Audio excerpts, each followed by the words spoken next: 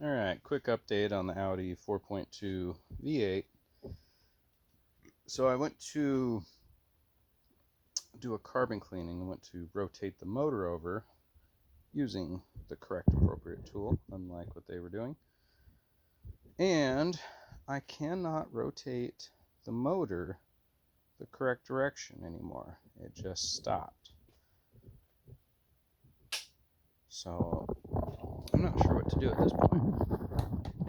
Stick this in here, going clockwise. Nothing. I can't rotate that. Turn it backwards slightly. Broke it free. Okay, now watch. That's it. That's all she wrote.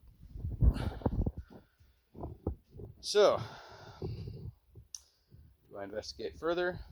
Or pull the timing covers off? Or check if it jumped time, replace the timing, that's another $500.